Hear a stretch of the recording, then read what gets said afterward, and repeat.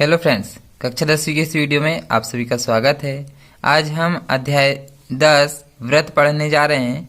इसका हमने पिछले कक्षा में यानी कक्षा 9वीं में भी व्रत के बारे में अच्छी तरह से पढ़ा है। यहाँ पर देख सकते हैं हमें दिया हुआ है, आपने व्रत से संबंधित अवधारणा जैसे जीवा, व्रतखंड, त्रिज्यखंड, चाप, ये सारी चीजें हमने पिछली कक्षाओं में पढ़ चुके हैं। तो अब इसके आगे हम इस अध्याय में पढ़ना सीखेंगे। तो अगर आप चैनल में नए हैं तो चैनल को सब्सक्राइब कर लीजिए, साथ ही बेल आइकन को दबा दीजिए, जिससे हर नए वीडियो की नोटिफिकेशन आप तक पहुंच जाएगी। तो चलिए बिना किसी देरी के इस वीडियो को शुरू करते हैं।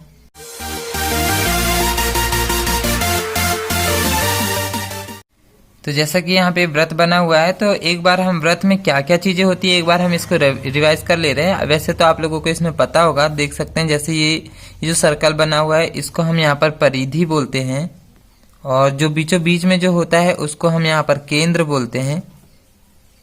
और केंद्र से जब परिधि में कोई भी बिंदु ले रहे हैं, मान के चलो हमने यहाँ पर एक बिंदु लिए हैं और केंद्र से इस बिंदु को यदि हम मिला देते हैं तो उसको हम त्रिज्या बोलते हैं। तो ये तो यहाँ पर देख सकते हैं केंद्र से यहाँ तक का ये पूरा आधा है। यदि हम इसको पूरा भाग मिला दें तो पूरे भाग को हम बोलते हैं व्यास। तो इस तरह से हमने ये पूरे भाग को मिला लिए, ये हो गया हमारा व्यास।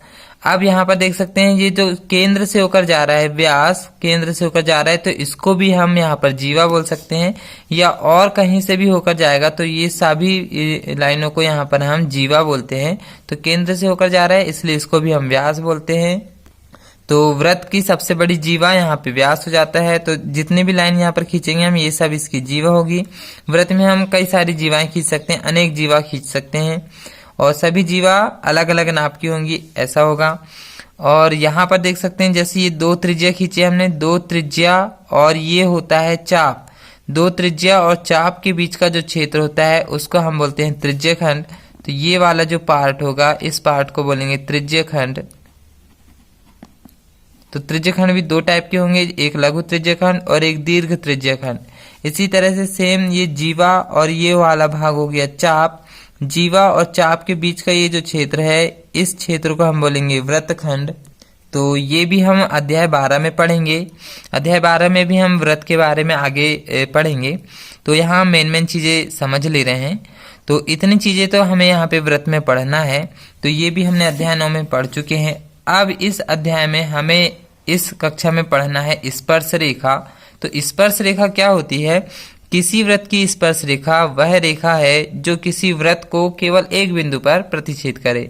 जैसे यहाँ पर हमने एक व्रत बनाया है और इसमें जो रेखा L है एक बिंदु पर प्रतिच्छेद कर रही है, तो इसी को हम स्पर्श रेखा बोलेंगे। यानी कि जो स्पर्श रेखा होगी हमेशा व्रत को केवल एक बिंदु में टच करेगी।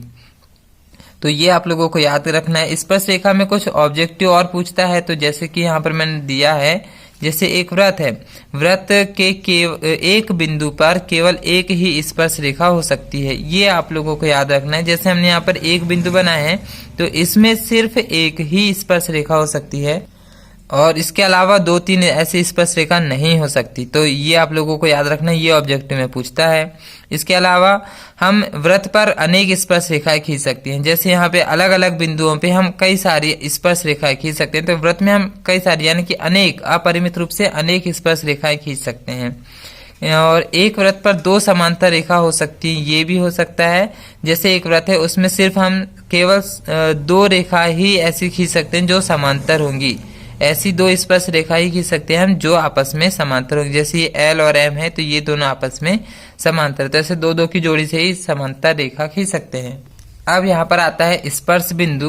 तो स्पर्श बिंदु क्या होता है? जो स्पर्श रेखा जो होती है व्रत को जिस बिंदु पे स्पर्श करती है उसी बिंदु को हम स्पर्श रेखा कहते हैं। तो जैसे ये व्रत और उसकी स्पर्श रेखा के उभयनिष्ठ बिंदु को स्पर्श बिंदु कहते हैं। तो इसकी भी परिभाषा छोटी सी है। इसके बाद आता है स्पर्श रेखा और त्रिज्या।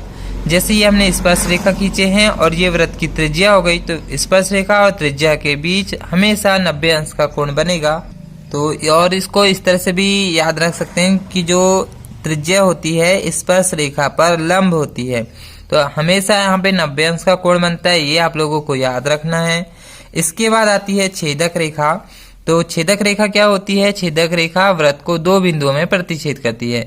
यदि जो रेखा है वृत्त को दो बिंदु में प्रतिच्छेद कर रही है तो उसको हम बोलेंगे छेदक रेखा, और यदि एक बिंदु में प्रतिच्छेद कर रही है तो उसको बोलेंगे स्पर्श रेखा। तो दोनों में ये छोटा सा अंतर है, ये आप लोगों को याद रखना है। अब आता है यहाँ पे बाह्य बिंदु। यदि हम बाहर में कहीं बिंदु ले लिए वृत्त के और उससे यदि स्पर्श रेखा खींच रहे हैं तो वहां पे केवल दो स्पर्श रेखा ही खींच सकते हैं, ये हमें याद रखना है। बाह्य बिंदु से वृत्त पर केवल दो स्पर्श रेखा खींच सकते हैं, और जो स्पर्श रेखा खींचेंगे तो जो स्पर्श बिंदु है वहां से इन दोनों की दूरी हमेशा बराबर होगी। तो ये याद रखना है, बाह्य बिंदु से वृत्त पर खींची गई दोनों स्पर्श रेखा लंबाई में समान होती है, यानी कि जैसे PA और PB ये दोनों आपस में बराबर होंगे। तो इस अध्याय वृत्त में हमें मुख्य इन्हीं चीजों के बारे में पढ़ना है। अब हम यहाँ पर देख लेते हैं जो प्रश्नावली हमें 10.1 दिया हुआ है, इसमें भी पूरे ऑब्जेक्टिव वगैरह दिए हुए हैं, तो ये भी आप लोग कर सकते हैं। इसका मैं अलग से एक वीडियो बना दूंगा जिसमें मैं इसके आंसर बताऊंगा।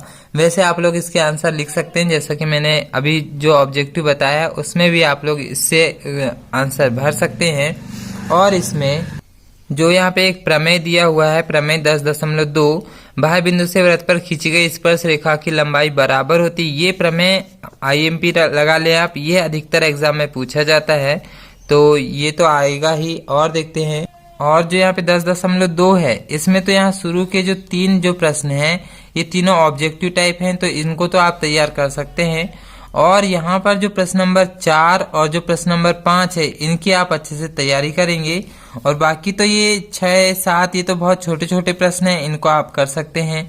और इधर से जो प्रश्न नंबर 11 है, प्रश्न नंबर 11 की आप अच्छे से तैयारी करेंगे।